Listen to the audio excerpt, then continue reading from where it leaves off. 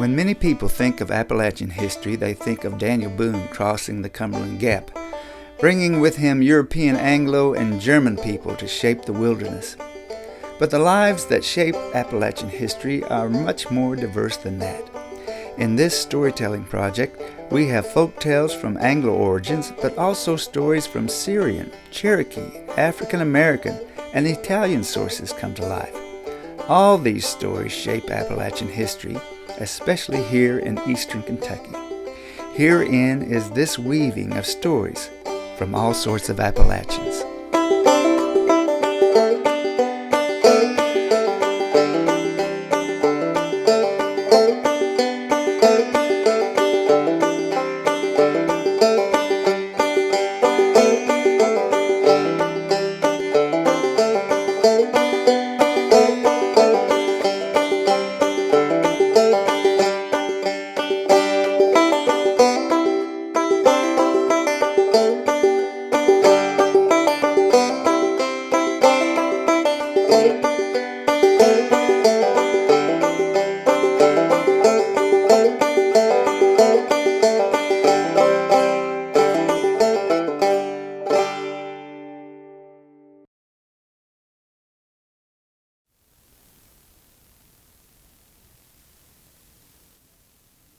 Well, my dad came over in 1909, came by ship, and the way it was back then, they didn't know exactly where that ship was going to land, and so they couldn't speak English, and so they said, we got a ship going to America. And so he wanted to come to America, but he thought he was coming to the United States. But when the ship landed, it landed in Mexico, or ported in Mexico. And so he got off there and stayed in Mexico a couple years and somehow worked his way up through to New York City, where my mother was. And she was living with her brother, who was he was a religious man, and he was affiliated with the churches up there. And so my dad left. The reason why he left Syria was because of religious persecution. They were a lot of Mohammedans there, and Islam, and he was a Christian. And so in order to get away from that, he decided to come to America. And after he landed in New York, or went to New York, he met my mother at a party that her brother was having for her, because she had just come over from Syria also, and they were both from the same town, and they didn't know each other. So he invited my dad out to a coming out party for her, and they struck up a courtship and got married. They had another brother in Norton, Virginia, which most of us know where that is, very close to Whitesburg. And so he says, I'll send you down there to Norton, and maybe it's just now opening up, the coal fields are just now opening up, the railroads are moving in, and it's going to be a very opportune place for you to be. So he came down to Norton, and my uncle, my mother's brother, set him up as a pack peddler. Now, a pack peddler is an individual that carries everything he has to sell on his back, and he goes from house to house and sets it down. Now, my dad at that time could not speak English. He spoke maybe just a few words.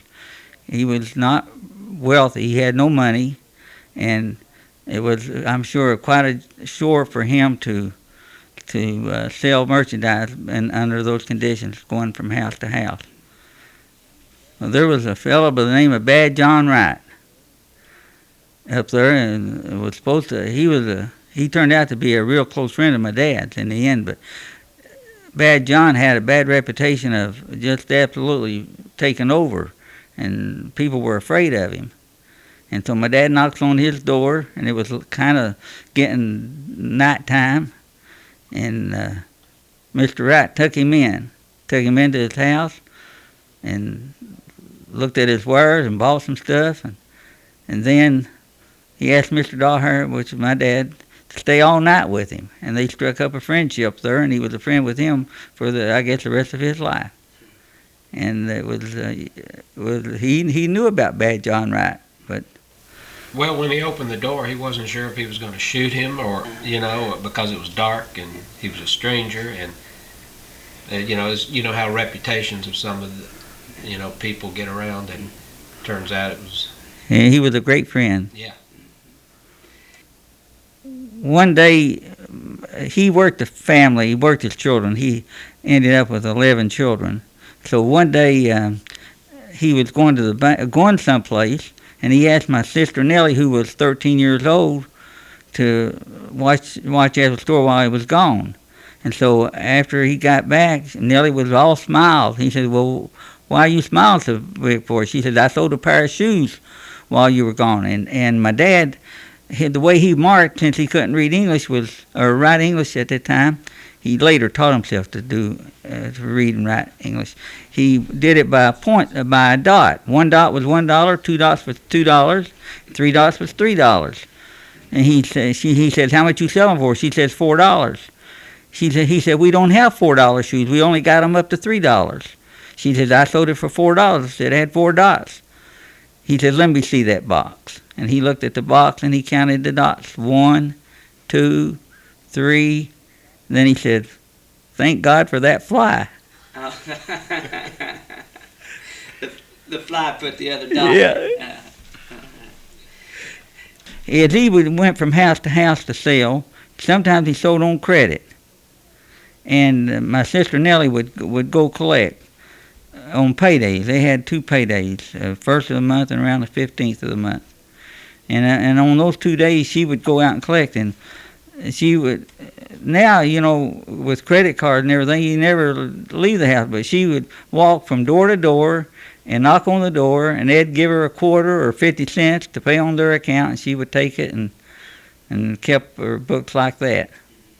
There were about 287 or 300 maybe pack peddlers through that area, and a lot of them were robbed and killed and so forth, and so we got to be a little burdensome for him. And so he and 4 others went in and bought him rented a little place, a little room, maybe 10 by 10. And they put supplies in there for other pack peddlers. And these pack peddlers would get hurt, the other ones would get hurt, so forth. My dad ended up, they would come into his store to buy stuff, and then throughout the time that he owned it with the other 4, they had a struggle. They had a partnership that maybe didn't last, and my dad ended up buying them out, and then that was his first association with the store. Another thing about it, when he was in New York, he worked in a garment factory, what they call a sweatshop, and he learned about merchandise up there while he was doing that. And after he got back and did all this pack peddling, and then with the other pack peddlers, this other store he opened was in East Jenkins, Kentucky, and then they moved it to Neon in 1922. And when he moved it to Neon, that's where they had 4 children was born, I think, in East Jenkins. The rest of us were born in Neon, above the store mainly. He didn't have a horse. I know he was on foot. That trek that he made from Norton, when he was doing his pack peddling, it was between Norton and Jenkins. Yeah, it was across Pound Gap. Across those mountains. Pound on Gap. Foot. I mean, so you've driven it by car, you know how big those mountains are. I don't know. I would guess between 5 and 10 miles a day, maybe 15, but not much more than that. And take time to sell in these homes. He would go into the homes, I've been told by some of the customers, and and spread it out on the living room floor, and they'd pick out what they would want, and he'd take their word for it that they were paying him right when he first started. But they were awfully good to him. People were just extremely nice to him. The company towns were in Hemphill and Seacoe and with Southeast Coal Company and Hayman, where the houses were all built almost all alike. You can see evidence of that now, I'm sure, as you go up through there. And that's what I would call a company town. And they had a commissary up at Jenkins where the miners bought the stuff, and they used a medium of exchange. Instead of money, they issued their own money, and they called it scrip. I don't know whether you're familiar with that or not. They had other money, but they used their scrip to buy in the company store. They weren't going to spend their scrip in our store. So it was more competitive. He loved America. I mean, that's the one story I know for sure is that, and as testimony, you know, some of his sons were named after presidents. Some of my uncles, Martin's brothers. I remember that on 4th of July, one thing that he had us do was go out and sell flags. It tickled him when he'd give us a bunch of flags. We sold them from nickel to 39 cents. And we just had a ball doing it, going up and down the street selling flags. Hoover did, and I did, and Frank did.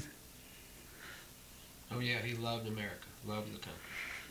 And he considered, he says, paying your taxes is the cheapest rent you can pay to live someplace.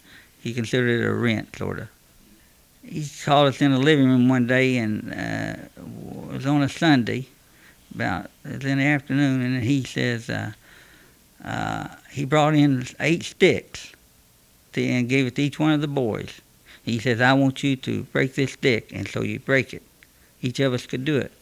Then he took the sticks and put them together, the biggest part of the sticks, all 8 of them, and tied a little string around them, and now he said, now break it. He says, you can't do it. He says, well, no one could do it after we struggled a while trying to do it. He says, that's the way, if you stick together, you won't be broke. You can make it. Neon was a great place for foreign people together and to live, and it would become quite a Syrian community. There were also some Italians, and for instance, in Neon there was the Hush family, the Hazen family, the Abdu family, the Wise family, and all of them were in business, and of one store or another, one kind of store or another in downtown Neon. Neon was a striving little place back then.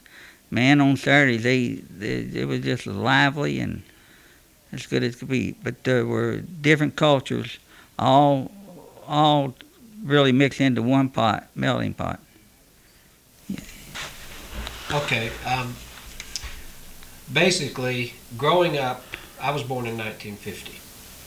So, growing up as a child, my memories are we had family in Whitesburg and Hazard and Pikeville, and my Aunt Nellie lived in Williamson, West Virginia, which is just across the border. We would get in a car almost, seems like every other Sunday. Memory says it was every Sunday. I'm sure it wasn't, but maybe once a month. We would drive to Hazard, we would drive to Whitesburg, we would drive to Williamson, or they would drive to Pikeville. Family, all the brothers and sisters would get together. And I learned growing up, I grew up with my cousins. My cousins were like brothers and sisters to me. It wasn't like a distant relative that I didn't see. I saw them all the time. We played together, we grew up together, and we felt like brothers and sisters, not like first cousins. So there was a real sense of family. And then a lot of family stories were, passed down through these family gatherings. They would tell us family stories to keep the culture and the history and the whole, the whole thing of the past alive in us, so that we wouldn't forget our heritage, because heritage was a major important factor in my grandfather and grandmother's life, but in my uncle's lives as well. And they've passed it down, but it is kind of interesting as well that as you get into the 3rd generation, which I am, and then the 4th generation, which are my children and my first cousin's children, it's harder and harder to get them to understand the heritage, the Syrian heritage, and the culture that existed. So it's important to keep passing those stories down, but it's harder to get them to buy in and understand. Yeah. Well, one thing for sure, whenever we got together, there was a lot of cooking going on. All the Syrian dishes, all my aunts or my mother were in the kitchen doing the cooking. And that's not to say they just stayed in the kitchen, because they came out and we all sat around in the living room. We talked and we interacted.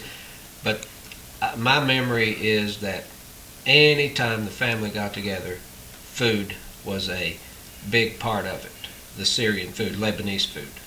Well, kibbe, which is a standard dish that it's mixed. Today they use really ground beef, a good high quality ground beef, but you can also do it with lamb, and it's finely ground meat with this cracked wheat that has been soaked, and then it's all mixed together, kneaded, and mixed with a lot of Syrian spices.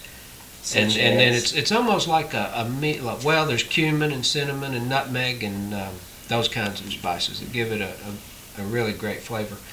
There's kibbe. There's cabbage rolls, which actually cabbage rolls, while it is part of the Lebanese and Syrian dishes, it's also a lot of people in other cultures have had cabbage rolls. But we also have stuffed squash, which is kusas, what we call kusa, but it's a yellow squash that's stuffed with a meat and rice mixture and cooked in a tomato sauce. There is hummus, of course, is it's a Middle Eastern dish, but it's a big part of Lebanese and Syrian cooking as an appetizer. The rice, there's just this one rice dish that's just tremendous. It's the spices that go into it. Tabbouleh is a great Lebanese salad. It's just wonderful. It's parsley with the cracked wheat and diced tomatoes and onions, and everything's finely chopped. And fortunate, it was kind of like in those days when I was a kid. The only place you're getting that food is someone who knows how to cook it. I do have another thought. I honestly believe that the stick story that Martin told is the defining story of why our family has stuck together. Because even though there may have been times, and while I'm not privy to what goes on in every person's mind, there may have been times when someone just felt like, I just can't work with my brother. But, by gosh, they knew deep down my grandfather wanted us to stick together, and that was his desire and his will, and they knew that it was the right thing to do, and they stuck together. And then that has passed on to our generation, because I work with my brothers and sisters and first cousins, and there's like 10 of us. Now there's 30 in my generation, but there's 10 of us in the business. And we are still working together, and we still know that that's one of the things we need to do. We have had two brothers that wanted to go out on their own and do what they wanted to do. I mean, Willie was pretty much a maverick, and so was Hoover. Hoover went into furniture business, and Willie went into the clothing business in another area of the state. But they did it with the idea of still being part of the family. And in other words, the common thread is its ownership. I still own as much as Willie's as he owns as much as Dawahare's. Hoover owns as much as Dawahare's as each of the brothers owns of Hoover's. So that, I think... That's true. Even if, like Hoover did start his furniture business, there's still equal ownership among the 8 brothers. So if Hoover prospered, we all prosper. And I don't want to leave the women out either, because they do have some ownership, but it was that was probably a Syrian or Lebanese tradition, but it was also true that the women married and moved on to other areas. But it is funny that 2 of my aunts stayed in the clothing business and operated children's stores. Yeah. My Aunt Nellie in Williamson and my Aunt Mary in Hazard. And during the war years, the women took over pretty much. And ran the